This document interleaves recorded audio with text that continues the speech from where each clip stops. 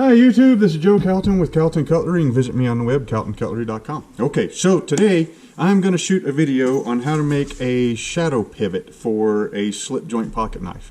But I got to thinking about it before, I kind of get set up, and to do that I've got a couple of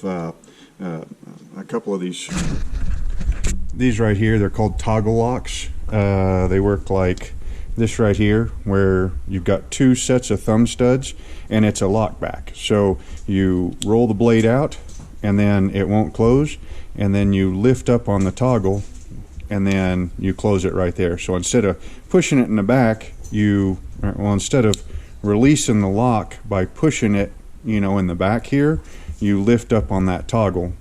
Let's see, I don't know if you can see that lock bar right there. You lift it up and then it closes. It's one of those designs, it's pretty cool, but you don't see them very often. And I don't know, so I kind of got stuck making the things. These right here, one of them's for a graduation present for a friend of mine's son. So I got to get them done before May. Anyways, so I've got to make the little shadow bolsters on these, or the shadow pivots. I'm not really sure what you call them. But I got to thinking, I thought to myself, I said, Self, before you do that, you might want to go ahead and, talk about the different pin setups, the pivot pin setups on traditional slip joints, or at least the ones that I know and the ones that I can do. We got a fresh cup of coffee here, so anyway, let's go start off with the simplest type, okay? And that's this one right here. And this is this was one that I can't remember why I screwed it up, so I kept the thing. And then I tried out this kind of wild jigging, this diagonal jigging on it. But anyways, it's a really good candidate to show this. That's just a simple pin. Okay, so you've got just a pin that goes through, goes through this scale, goes through the blade, goes through this scale, and then it just pinned over. Okay, you relieve the side of the outside of the scale, either with like a tapered pin reamer, or like a cone style reamer, like for a Dremel tool, and then pretty much you just pound on the ends of the pins and mushroom them out until they hold. Hold on a second.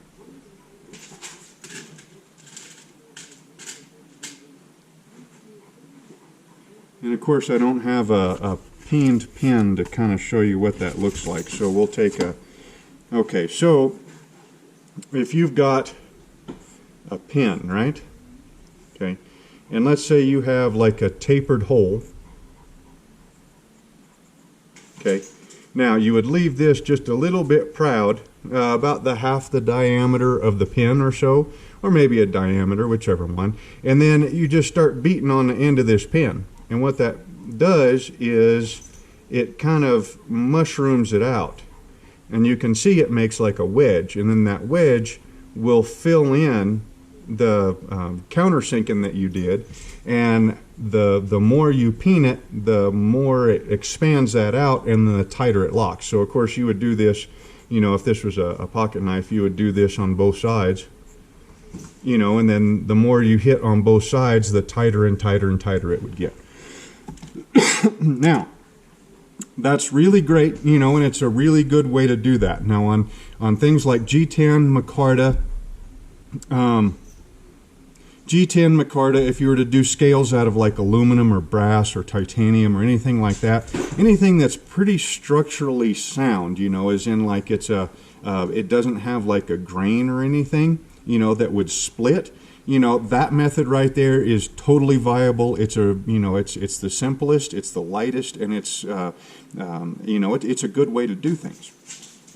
If you were to try to do that on like wood, something that had a grain like this, and just hold that on the end of this, on a pivot pin like that, I'm not too sure that I would feel comfortable with just straight wood like that. You might get away with it with like bone or horn, or something like that, but just straight wood I really wouldn't like it all that much.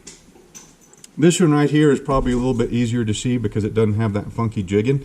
This is one that I did quite a while back, kind of the same pattern, but this one's got liners. Okay, so you have the scale, the liner, the blade, the liner, the scale, and then, you know, the head of the pin.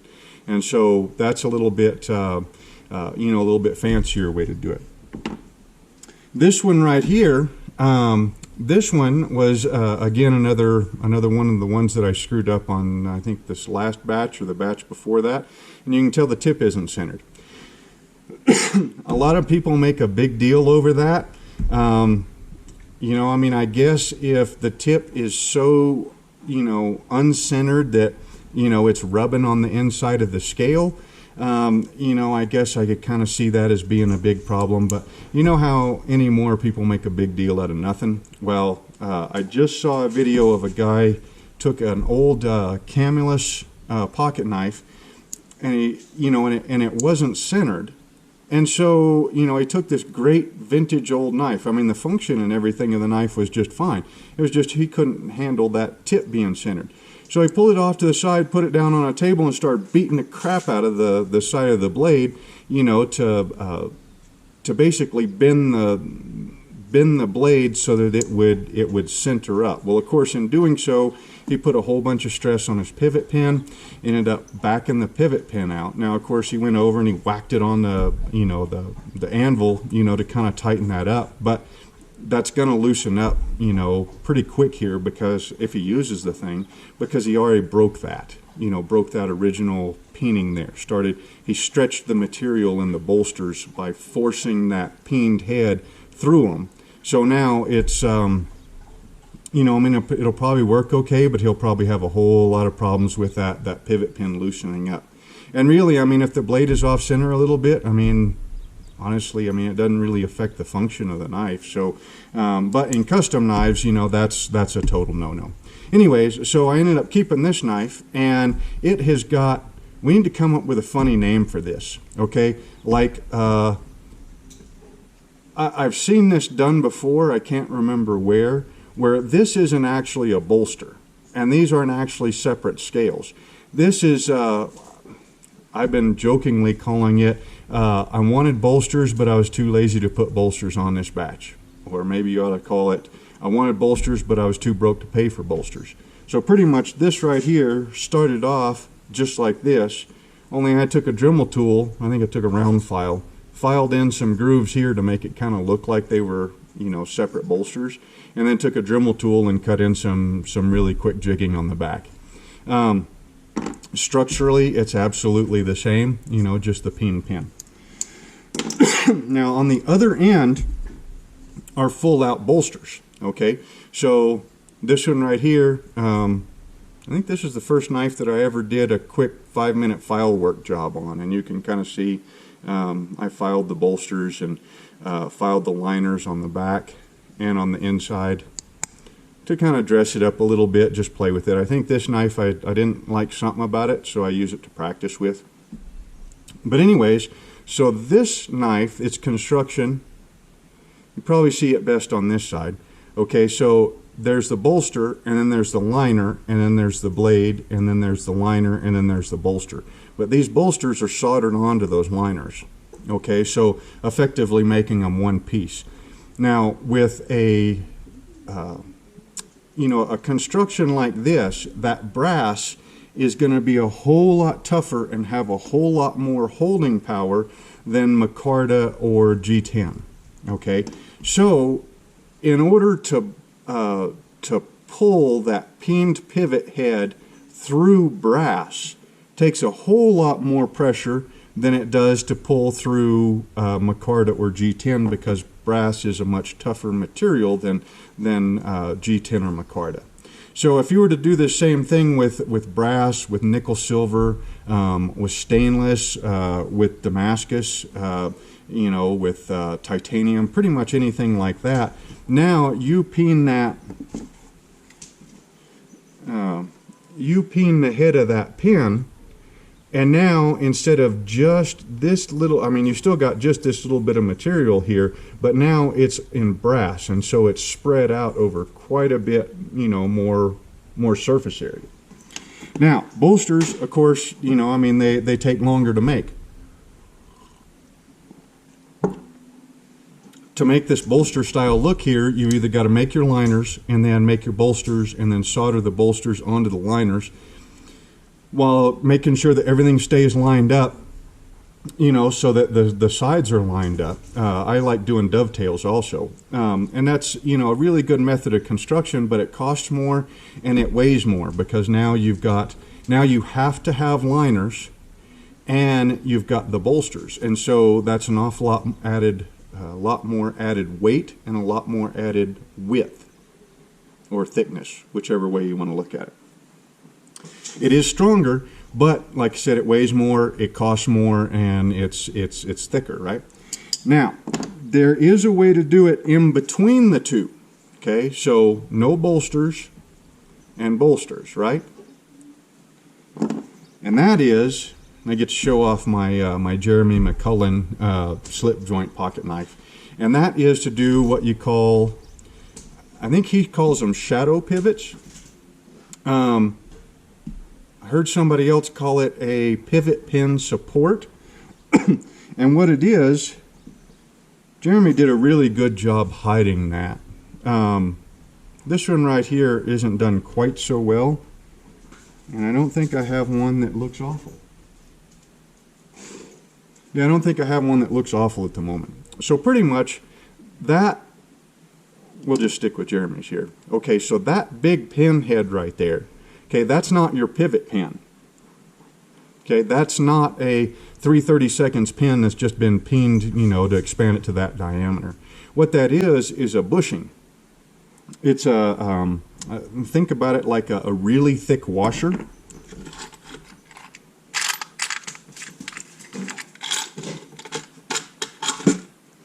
So now what you do is you put that really thick washer, it's a bushing, okay, you still have your pin. Probably should have made one of these and then, you know, used it. So now you put that pin through that washer, and of course, you know, they're sized to fit. And then when you pin the head of that pin over, you lock that washer. And then that washer or bushing, it spreads that force on a much larger surface area. And so now you can have the majority of the strength of bolsters only in a much you know, smaller, lighter, and can be thinner package. Okay, so now on this particular knife, Jeremy took, you know, I mean, he made liners for it. So you got the scale with the bushing, then the liner, then the blade, then the liner, then the scale with the bushing, and then the pinned pin locks it all together. But with that shadow pivot, you can do it without liners, okay? Because now, you know, it's spreading that surface area around quite a bit more. So with that technique, you can do a shadow pivot in pretty much anything that you want. You're doing G10, micarta. I would feel confident doing it in some woods, you know, like cocobolo or rosewood, desert ironwood, you know, pretty much any, you know, hard, dense grain type wood I think would hold up pretty well to this. Bone, stag, horn, anything like that. And now you can have, now you don't have to have the liners on like G10, and I would still put liners on anything that had like wood or grain like that, something like that. But it's a very neat construction method. Like I said, you get the majority of the strength of a bolster, but you don't have, you can make the knife a whole lot lighter, like a bolsterless method. So it's kind of an in-between. And it's one of those things that you see an awful lot on custom slip joints, but looking at YouTube, I really didn't find a whole lot of tutorials on how to make them. So I'm going to go ahead, I'll probably go ahead and clean all this up, get these toggle locks to the point where I'm ready to make the shadow pivots for them, and then go ahead and bring you along on making those, so you can see how at least I'd make them, and they're pretty freaking cool, I think. Okay, so I'm going to shut you off for a couple hours, and then I'll talk to you again, but it'll be a separate video. So again, this is Joe Calton with Calton Cutlery. You can visit me on the web, caltoncutlery.com. Hope you enjoyed the video, and we will see you next time.